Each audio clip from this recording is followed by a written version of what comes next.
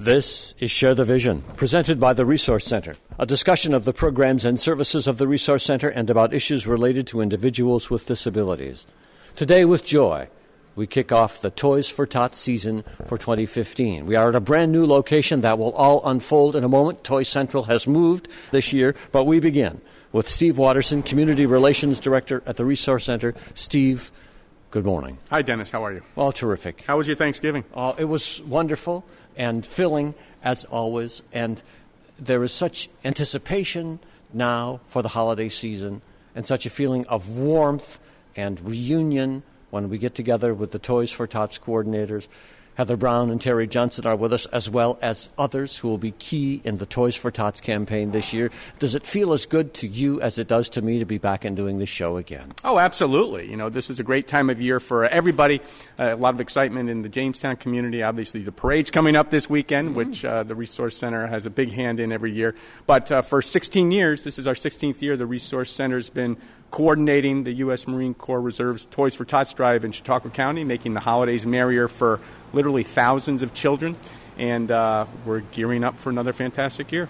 I must say that another thing is happening simultaneous with the beginning of that parade next Friday night, and that is the opening of the Resource Center TRC Art Show at the Prendergast Library. Kristen McNitt will make a special appearance on this program a little later on to talk about that particular aspect of that night. So, artists, stay tuned for that. Absolutely. Yep. Our Walking in a Winter Wonderland is the theme for this year's art exhibit, and we're very excited about that. And it is the students in the Creations Art program at the Resource Center who make all of that happen. But it is, again, a great pleasure to come over to the other side of this room, where we've not yet identified exactly where it is, to stand between Heather Brown and Terry Johnson, the coordinators of Toys for Tots in this area for the Marine Corps Reserve Toys for Tots, encompassing all of Chautauqua County. Heather, welcome back.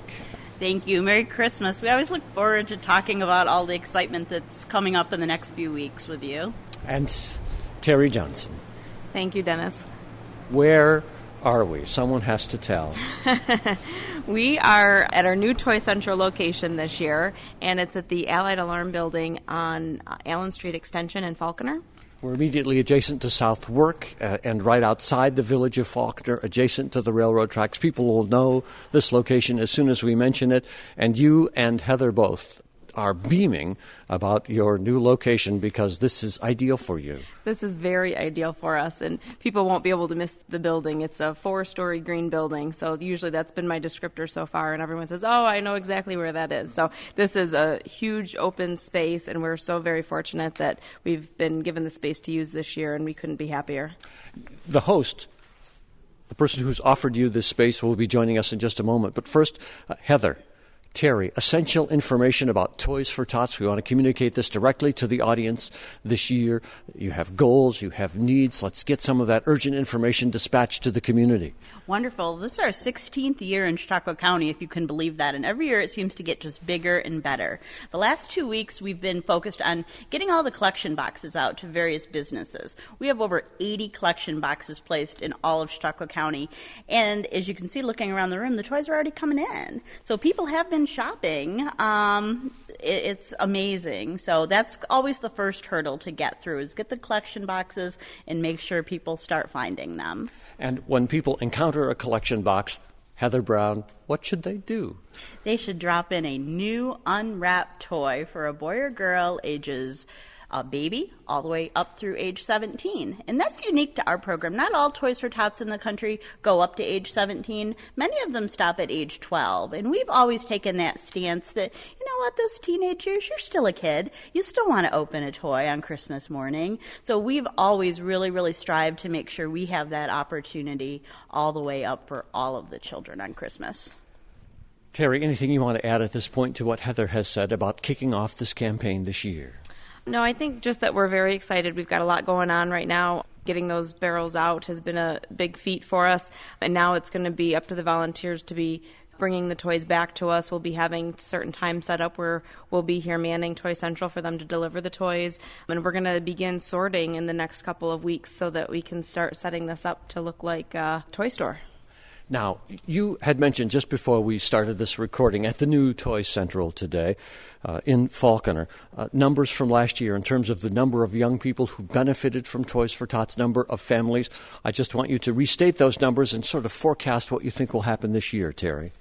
Well, forecasting is always difficult because it's always a moving target. But last year we served over 2,400 children in over 1,000 families. So we have had a steady increase. If you remember when we started these shows several years ago, we started with 9 families and about 25 children, and we've gone up to 2,400 children. So I think, when we started every year, we're like, it's not going to get that big. And it was like 200 and 600 and 900. And when we reached over 1,000, we thought, oh my goodness, we're never going to be able to do this and keep doing this. And as you can see, the community has continued to support us each year by making this happen. So as far as anticipation this year, we were trying to gauge, looking at last year's numbers of the 17-year-olds that would be aging out of the program and the little ones that might be coming up in. But we're anticipating we'll probably be right about 2,400, maybe 2,500, just depending. But I'm sure we'll be right in that target range. Back to both of you in just a moment for more on the nuts and bolts of the Toys for Tots campaign, how the community can help otherwise aside from giving toys. But first, I want to wait no longer to introduce a man whom I know who is enthusiastic about Toys for Tots coming to this location. Would you like to do the introduction, Terry? Absolutely. This is Mike Roberts from Allied Alarm Services that has generously let us use this space this year. Mike Roberts, hello. Hello. It's nice to see you again. It's great seeing you, Dennis. What is your role at Allied Alarm? Give me your title first. I'm the president and the owner, and just celebrated my 29th year here. Well, congratulations to you on that. And thank you for your community spirit, not only for Toys for Tots, but I know that you personally, Allied Alarm, have been invested in the community in many different ways, many different aspects over the years. I've encountered you off the radio and on the radio in some of those works otherwise, but I want to come right to this point, this space that you have so generously offered for Toys for Tots this year. Well, so excited that we can be part of this program. I'm learning a lot already. It's so exciting. I can't imagine 2,400 smiles. That's going to be awesome. Now, you better fill that in a little bit for the audience. Well, where are you seeing those? Not in this room at the moment. There are 5 or 6. But when you think about how this group of people is going to impact 2,400 of the children in our community by putting a gift under a tree, that's amazing. And that's what being part of this community is all about. And this is just another one of those programs that's out there that make Western New York and in the Jamestown and the greater Jamestown area such a great place to live and raise your family. You are very enthusiastic about this, and we will talk about as I said, the nuts and bolts of getting into this facility and who can and when and registration dates, all of that in just a moment. But I want to step away from all of that, Mike, right now and just talk to you about Christmas, because you are a person with a great deal of enthusiasm for life. What does the holiday mean to you? Christmas is probably the most special time of the year for us. I mean, my family, our belief, the faith we have in our Lord and Savior, the outpouring of generosity and the blessing that we have received. It's so easy for us to give a small portion back. And that's what this is. I had an opportunity to lend some space, and I did the easy part. The hands and the feet of this are the Resource Center, Heather and Terry and their army of volunteers. You know, can you imagine all the registration forms? Can you imagine the families that they have to touch? Can you imagine that the list of people, the organization, the infrastructure behind all of that? And I'm excited to see some of that because that's going to be an amazing part. I was shocked when I came back and saw how much they had already collected, and it's like, I know Thanksgiving's late this year, it's a week late or something, and so you're thinking, well, no one's going to put new toys in before Thanksgiving or Black Friday or whatever, and it's amazing. 80 companies out there volunteering their space and their employees and encouraging people to give. And that's what this community is to me. It's a community that gives over and over and over and over, and that's why we're just so proud to be just a small part of it. 2 things before I leave you. One, emotion is okay on this show, Mike. Don't worry Yes. about that at all, because I always get a little emotional about Toys for Tots. I do the series, Steve Watterson and I do it all year long, and this is always one of the most moving sets of shows that we do for the Resource Center, the community all year. So I'm with you. Yes. We're okay on this. Second thing of great importance, a little bit for you and Allied Alarm, because people drive by this business, they may have some connection to Allied Alarm, but just in a minute or two, describe the services you provide for our community.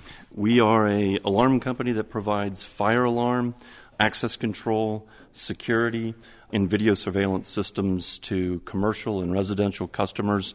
And we service 3 states, Ohio, Pennsylvania, and New York. We travel quite a bit to several of our projects. We have been, Allied Alarm started in 1984, so this is our 31st year. Allied Alarm is what brought me to this community. I came here as the general manager.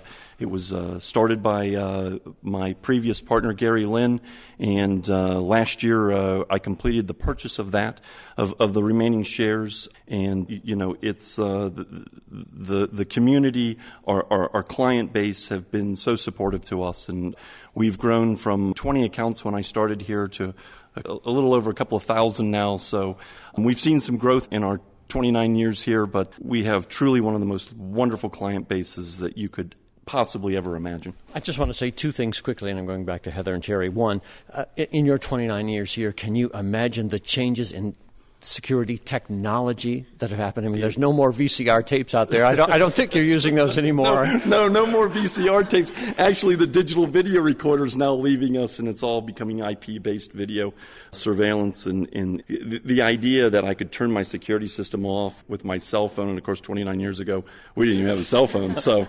it's a fun part of being part of this industry, is that it's constantly changing. There's constantly something new coming out, and it really it keeps me young. Mike, thank you very much. Going to go back to Heather and Terry now for further information. How will this space be used that Mike has so generously donated to you? Well, it's going to slowly unfold as we start having volunteers come in the next couple weeks. We'll be unpacking everything, setting up tables, and really making it look like a toy store, Santa's workshop, whatever you want to call it, putting all the Barbie dolls together, all the baseballs together, all the stuffed animals together, and getting it ready for the big weekend when all of our volunteers come in and do the selection for the families. There are 2 important things for dates, time frames for people who are interested in, families who are interested in getting Toys for Tots for their children this year. One of them is when they can sign up and where. The other is when they could get the toys that are donated and get them under the tree for their young people. I turn to Terry Johnson for that information. The sign-ups. Sure. We have 3 different sign-up days for individuals to come and walk in and apply. Come where? Well, that depends on where they're at. We have 1 day in Dunkirk, and that's at 186 Lakeshore Drive, and that will be Wednesday, December 2nd, from noon until 3.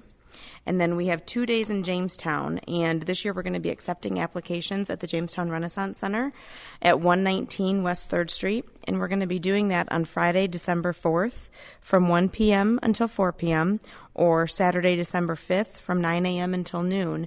And what applicants need to make sure they have with them when they come, if they have not already been signed up by a social service agency or an after-school program that their children attend, is identification for themselves, identification for the children that they're signing up, and proof of household income. I'll have you say those dates one more time. We'll carve out a moment for that right at the end. For picking up the toys, once they are assembled, where will that happen?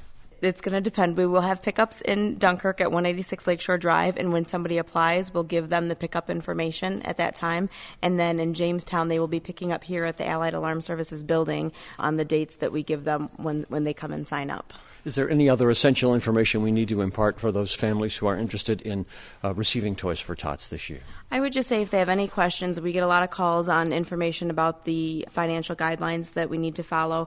They can give me a call at 661-1433. As a matter of fact, that'll be the number to connect for Toys for Tots if you want to connect in the old-fashioned way. Thinking now about what Mike said about changes in technology. If you want to use the telephone to do that, if landline or otherwise, 661-1433. Yes, we also have an email address that is toysfortots@resourcecenter.org. And Heather told me you're on Facebook now, too. We are. We're moving into this decade. We're on Facebook, Toys for Tots 2015 Chautauqua County. And then we're also utilizing the website. You find that right through the toysfortots.org, and you meander through till you find the Chautauqua County listing. We have the application posted on there, the guidelines for applications, and all of the barrel and box sites out there. So we're trying to make it a little bit easier for people to find out about us in multiple ways. A moment of gratitude to those who already have accepted those boxes and the people who adopt them, that is to say, keep an eye on them, bring the toys back to you. That's part of the Army of Volunteers. The term has been used here a number of times by Mike Roberts and others to help support your effort. Yes, we have so many sites out there. I couldn't even list them all, but a few of the highlights. You'll find any Dollar General throughout Chautauqua County, downtown area like BWB, the Jackson Center. If you're up into the Mayville area, Chautauqua Institution, Ed Schultz locations. If you happen to be going to the little theater for their Christmas show, they have a box in the lobby, and that was doing really well last weekend when we were there. A lot of restaurants like Red Lobster, schools, Tim Hortons, of course, any resource center location. It just goes on, and it's so many. That's why we do have them on our website, and you can really easily find where to drop them. I like every year when we do this program to just put the framework together in terms of how the Marine Corps Reserves works with the Resource Center, how you work with them, just the general organization of the Toys for Tots, not only locally but all around the country. Okay, Terry and I aren't Marines, as you can see if you know us. But you are disciplined. But we are very you couldn't disciplined. do this without discipline. And we have to follow all of their rules and understand their language. We're what's called a local community organization. It's for communities that don't have a U.S. Marine Corps Reserve unit.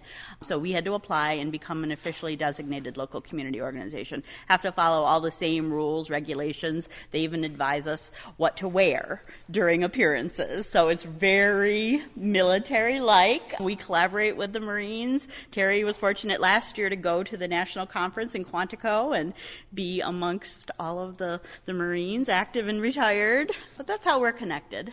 Now, the reason I mention that is that sometimes people don't want to donate toys, but they would like to donate cash. And if they want to write a check and get it to you, can we review that procedure?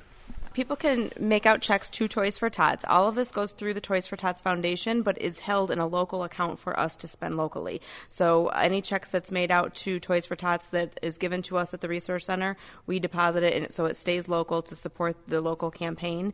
It's a debit account that's from Toys for Tots. So they manage all of the funds for us, but we process it all. So we just kind of manage it on their behalf because they don't have the Marine unit here. And if someone wants to write a check for Toys for Tots today and deliver it someplace next week, to where should it be taken? They can take it to the Resource Center at 200 Dunham Avenue in Jamestown. The volunteers, otherwise, who help you make this happen in terms of sorting toys and other things, do you have needs for more people? We always have needs for people. Mike mentioned that it's an army of volunteers. It's certainly not Heather and I in here making this happen. So there's a lot of different needs, but I would just suggest individuals giving us a call and talking about what their time frames are, when they can volunteer, and what their interests are, and we can try to set them up with something that might fit their interests the best. You know, we have to get to the segment with Kristen McNitt coming in just a moment, so the time is really going fast on this program. Kristen will be on talking about this coming Friday night and the beginning of the art show, but I need you and perhaps Steve to join us as well to talk about this year's holiday parade, because the Resource Center has a key role in all of that. Absolutely. We're very excited this year. The Resource Center is again sponsoring the parade, and Steve probably can talk a little bit more about that. But every year we have a float for Toys for Tots in the Resource Center that kicks off the parade, and we're partnering this year with the Lights of Broadway, who have been huge supporters of Toys for Tots. They are funny guys. And gals, and they have been huge supporters of us for many, many, many years. And when we saw the theme of Tinseltown, we reached out to them just because we know that they're very creative and they can really bring a great spin to things. So we're partnering with them on our float, and we're really excited to see what comes together. This coming Friday night, what time does that parade start downtown? It kicks off at 6:30. Steve, anything you want to put in on the parade, the Resource Center's investment in the holiday parade every year? Well, we're happy to give back to the community that supports us all year long and the things that we do. I think this is the 11th year that the Resource Center has sponsored the parade. So we're excited. We have the Toys for Tots float. We usually have a couple of other vehicles or floats in the parade. We encourage anybody who wants to come down and walk along with us to do that. One of the advantages of being the parade sponsor is that we're up near the front, so in case the weather is a little inclement, you can get done with the parade and get under cover quickly, or in this case, race up to the Prendergast Library to hit the opening exhibition of the Walking in a Winter Wonderland exhibit. On that subject, maybe we should just take a break now and hear from Kristen McNitt. Just before I let that segment begin, I want to remind you that the sign-ups in the Jamestown area for Toys for Tots this year will be at the Renaissance Center at the corner of 3rd and Washington downtown on Friday, December 4th from 1 until 4, and Saturday the 5th from 9 until noon.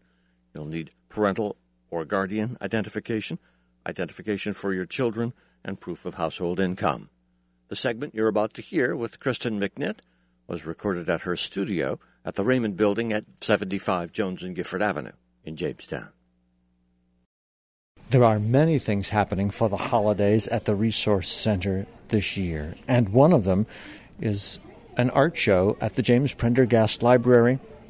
Kristen McNitt is the teacher, coordinator, director of the Creations Art Program here at the Resource Center.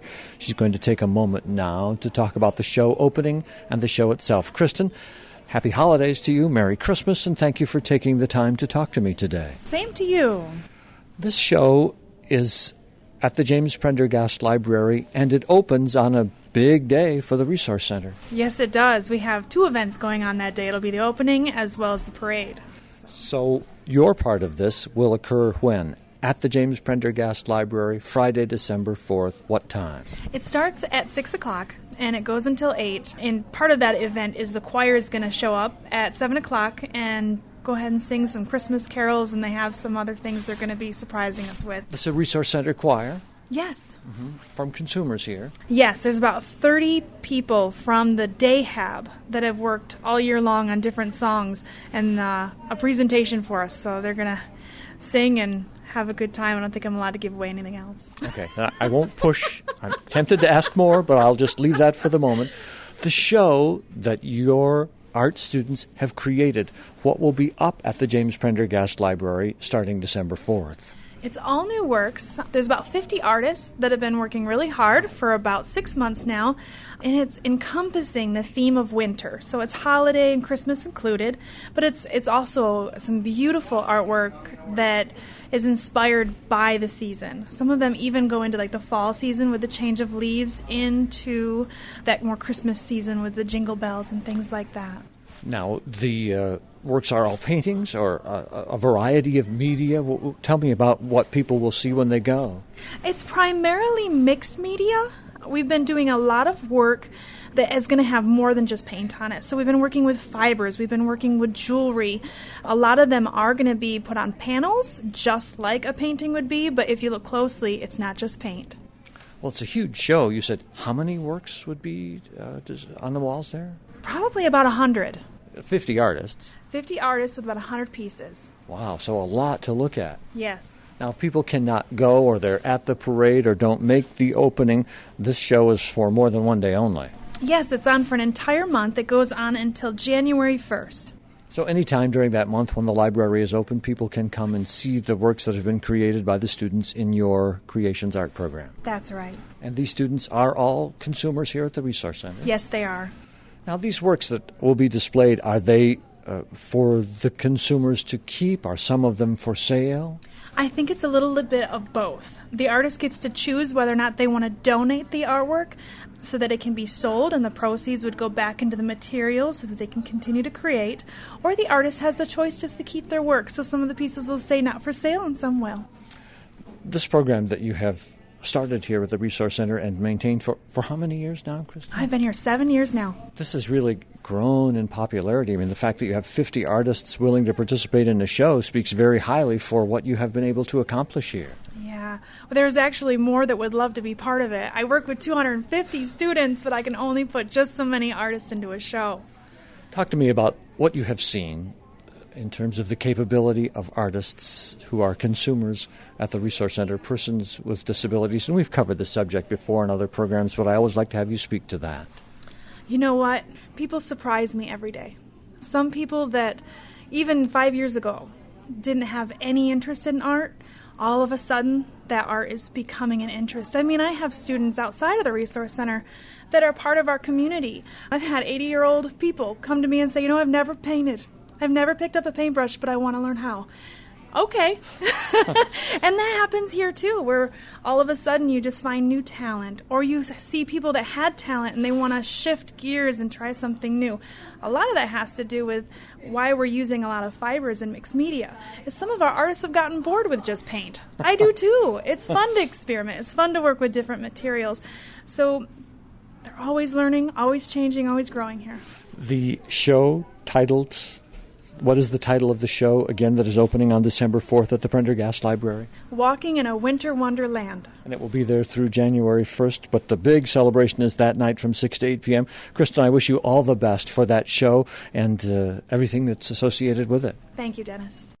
Always enjoy talking to Kristen. Her smile, her enthusiasm for the Creations Art Program is extraordinary, but we are back now at the Allied Alarm Building on Allen Street at Southwark, this year's Toy Central for Toys for Tots. A couple of people in the room who have not yet been on the air here. Just want to say hello to Luke. What is your last name? Luke Waygood. Luke, have you ever been involved in Toys for Tots before? Well, I started work for Heather Brown last year, and I kind of got recruited into it, but my wife and my daughter came out and helped out on one of the distribution days, and we had a lot of fun. It was a great time. So you're excited about this year? Absolutely. How old is your daughter? She's 11. So Christmas is still very important to her. Yeah, she was actually helping to bag up the toys, find toys for different age groups. How did that make her feel? What did she say to you about that? Oh, she was thrilled. It was a very exciting time for her. Let me sneak over here just beyond Terry for a moment. Hello. Hello. You didn't come here to be on the radio today. No, I didn't. What is your name? Ann Bell. And what is your role at the Resource Center, Ann? I am Terry's administrative assistant. That's got to be a big job. It is. She keeps me busy. Thoughts, feelings about what you've heard about Toys for Tots here? I'm really excited to be helping out with Toys for Tots. I think it's an awesome program. Thank you very much. When we first began doing these shows and Heather and Terry began putting in their effort for Toys for Tots, they were working in different roles. They are now both, if I might say, high in the administration of the Resource Center. Terry, what is your work? Director of Employment and Community-Based Services. And Heather? I'm the Assistant Executive Director. Big jobs, 12 months of the year. Thank you both for continuing to take the time to put into making the Toys for Tots effort successful. Mike Roberts shaking his head over here. Well, it's amazing what these people accomplish, and hats are off to the Resource Center and these two ladies for their leadership in making this happen for our community. Without you, where would we be? If you would like to contribute to Toys for Tots, organize a special event related to Toys for Tots this year or otherwise, get a hold of them, 6611433, and the other ways, Terry, that people can find you, because I did not write those down. They can email us at toysfortots@resourcecenter.org. They can contact the National Toys for Tots website at toysfortots.org, and they can find us on our Facebook page, which is Toys for Tots 2015 Chautauqua County. Thank you very much. Heather, final thought before we leave here. No, just happy holidays. And Dennis, I always ask you, have you started your Christmas shopping yet? Sorry, we're out of time.